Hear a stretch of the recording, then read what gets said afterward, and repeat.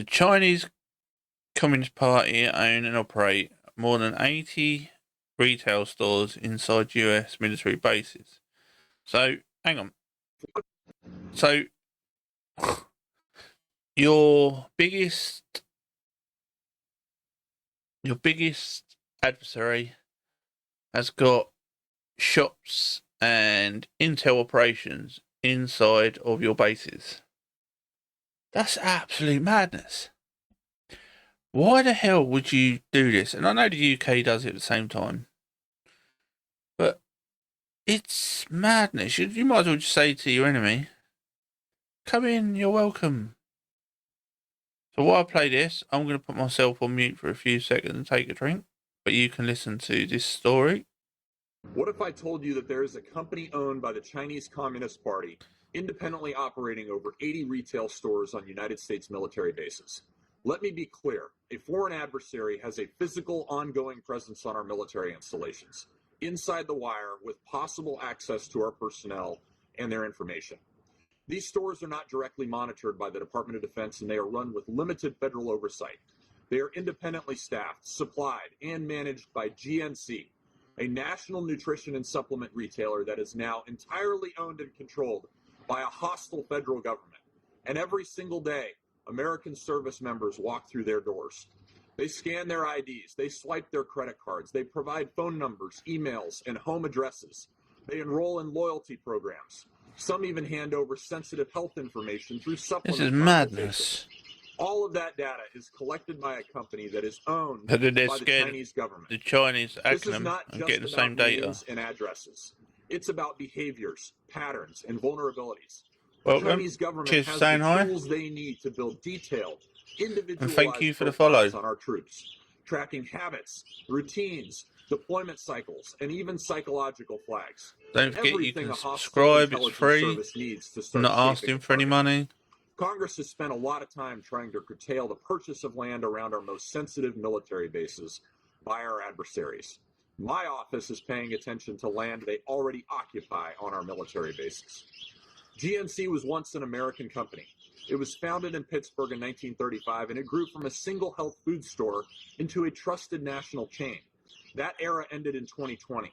After filing for bankruptcy, GNC was sold to Harbin Pharmaceutical Group, a Chinese state-owned enterprise that answers directly to the Communist Party of China.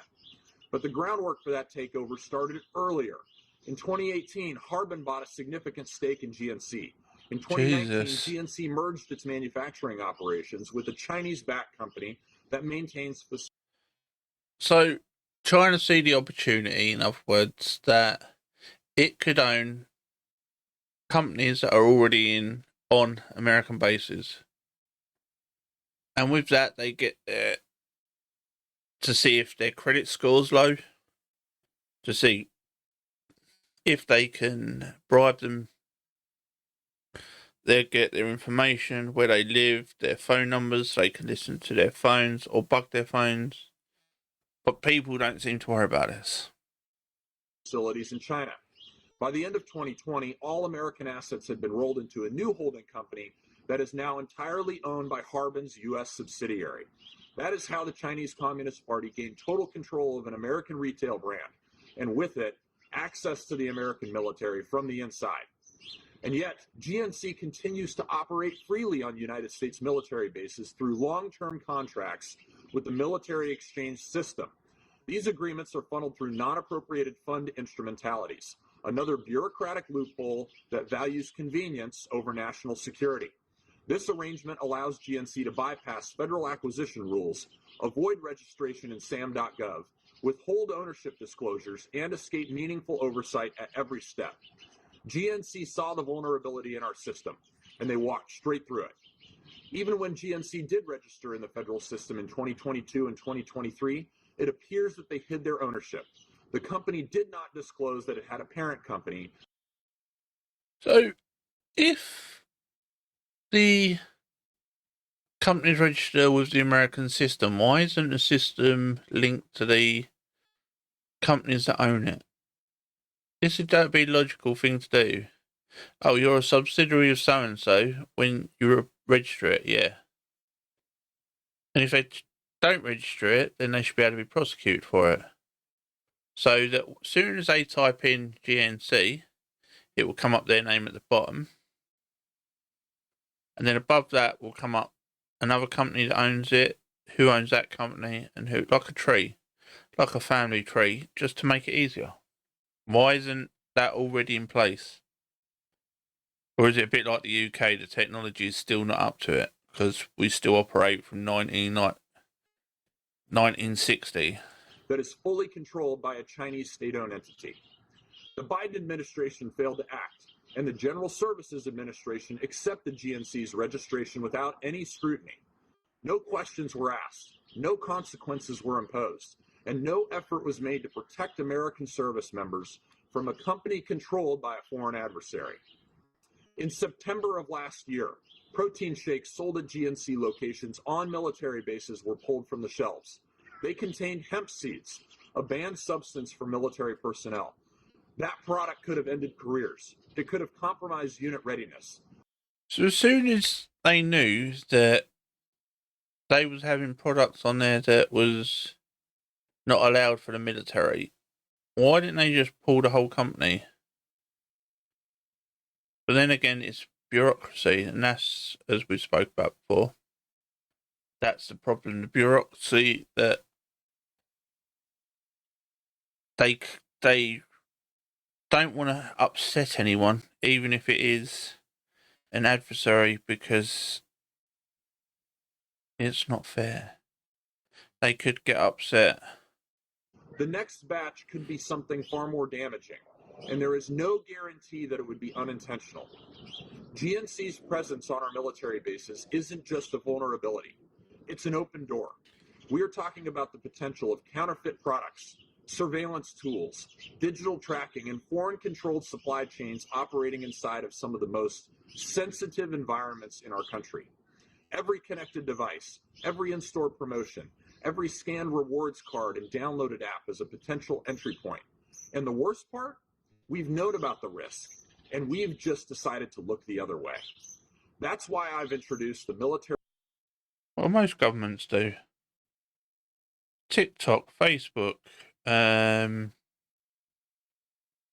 most of the apps that you use all take all your data off your phone and information, but we look the other way because we want things for free. Or we want them to send us a coupon. Military are no different. Military do it just in a bigger way. They give back handers to companies that are going to employ them once they leave. Or if I give you a $3 billion contract, when I leave, can I be on 100 grand for the next 10 years? Oh, of course you can, sir. We will give you £100,000 to come and advise us, and you can pop in once a month, and we give you £100,000 in return for this $3 billion contract. It happens all the time.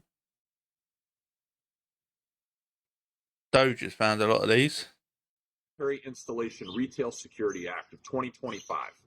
This bill prohibits the military exchanges from allowing any company owned or controlled by the governments of China, Russia, Iran, or North Korea from being able to operate a physical location on our military.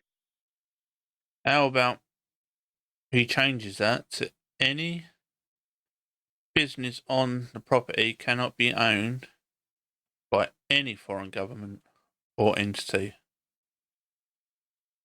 That should be the one thing on bases.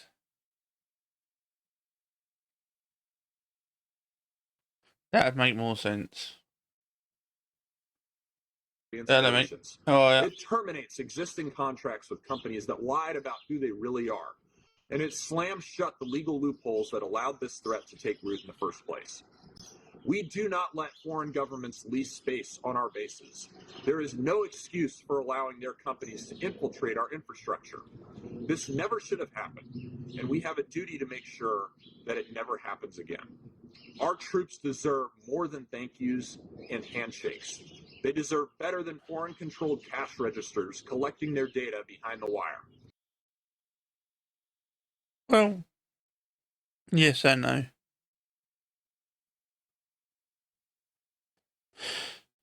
The data will get collected one way or another through different means. But yes, on military bases, it shouldn't even be, because they can figure out who's there, how long they're there for, and if they know that they're going to be rotated every 6 months, they know that they've got to get them in the first few weeks, the people with the worst credit scores, or the people that they know are not loyal to that country, and they've got to try and get the information as quick as they can. But then they know that some staff will not be leaving in 6 months. They will be on that base for 3-4 years. So it's catch-22. But yeah, it should be law that no American base or English base can have any foreign companies on that base. That should be just simple rules.